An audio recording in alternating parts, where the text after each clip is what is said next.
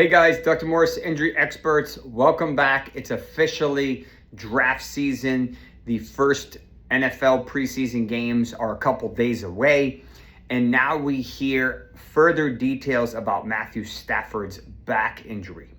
This was the tweet that was presented this morning, which gives us some clarity.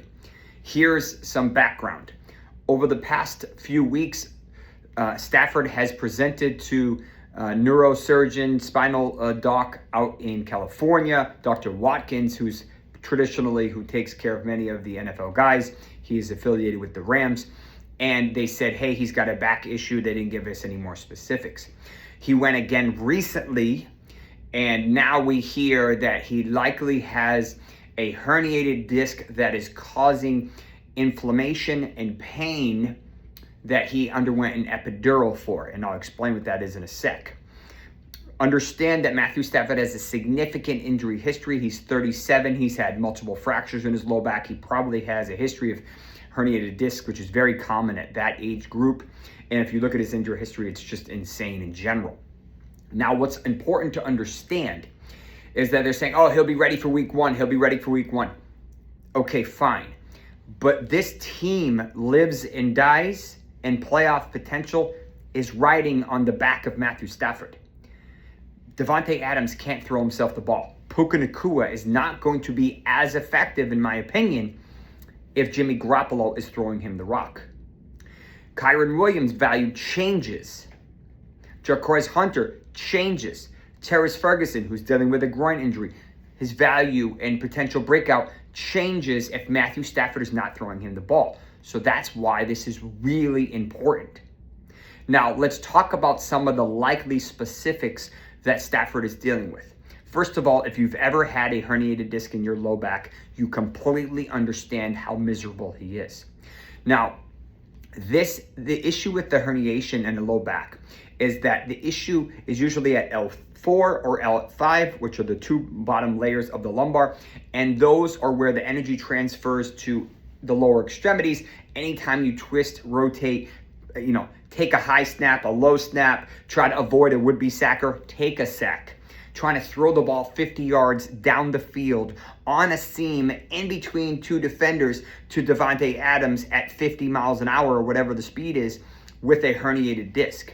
Now, the problem with this situation is an epidural is a Band-Aid. It is not going to fix anything. At best, it may decrease the inflammation, but it is not a long-term solution, and oftentimes, it's not the solution at all. And there's only so much painkillers, there's only so much muscle relaxers, there's only so much physical therapy that can actually help this problem in a professional athlete expected to endure a 17-game NFL season and then ideally make Super Bowl aspirations. If this crept up in February or March, we wouldn't be hearing about it, but it didn't. It's been creeping up over the past 6 weeks or whatever it is, and now it's crunch time. They keep saying, hey, we're fine, we're fine, we're fine. The problem is backs are unpredictable.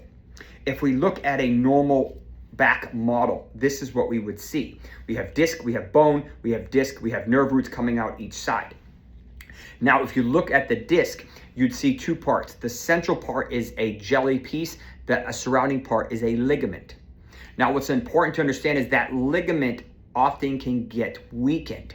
And traditionally, the jelly will, if this ligament gets weakened, the jelly will herniate out the side.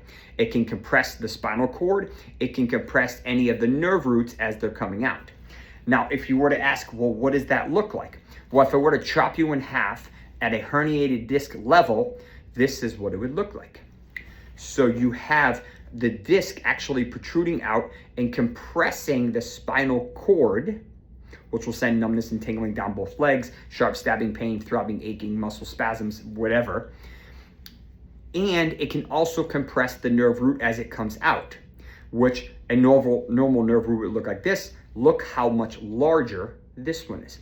The problem is this isn't a neat, big open space. There's actually a big ligament that holds this in place. So what happens is they're trying to inject cortisone into this area to decrease the swelling in the size of this nerve to turn it into the side of this nerve. But it's important to understand that those ligaments that are supposed to be stabilizing are weak. They're almost like an elastic band that went from super strong to super flexible. So that energy then translates through that ligament, and because the ligament's not strong enough, it then translates to the disc and herniates it more, compresses on the nerve root, and that nerve root goes from having plenty of space to being really squeezed. And that translates to that pain. You need your lower back to translate that energy and to stabilize that core while you're throwing the ball. Your right shoulder is going to be affected by your left lower extremity because it's opposites. So you have all these variables. Is this going to affect Matthew Stafford at some point in 2025 season? Yes. Is it going to be enough for him to prevent him from playing in games? Maybe. Is there a possibility that he cannot get this under control and he ends up missing the majority, if not all of the season? Yes. As a result, drafting Puka Nacua in the first round, drafting Davante Adams in the third or late second, third round, depending on where his ADP is at, is risky. They can't throw themselves the ball. I'm not confident that Jimmy G can do the same job as Matthew Stafford. But the problem is you're drafting them at where they are, which is an assumption that you have Stafford throwing the ball and everything is perfect. I love both of their talents, and this is an ideal location and situation. But the rate limiting factor is Matthew Stafford, who now has a back injury, whether or not that's going to cooperate. I had no interest in Matthew Stafford before this. I really don't have any interest now. And unless Puka Nacua and Davante Adams' prices fall, I don't have any interest in them. There's guys that are semi-comparable to them that have much less indirect risk because of this injury.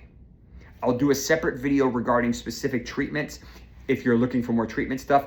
But in general, this is the mindset, the approach for Matthew Stafford. I'm Dr. Jesse Morse, a sports medicine physician at the Osteopathic Center in Miami. If you're looking for help with this type of stuff, I will direct you to a different video. If you're looking for fantasy-related content, injury-related content similar to this, consider smashing the subscribe button. Check out our TikTok. Check out our Injury Experts website that has everything you need to smash your draft, win your bets, and enjoy the NFL season. Thank you very much. We will see you tomorrow with more injury news and notes. Take care.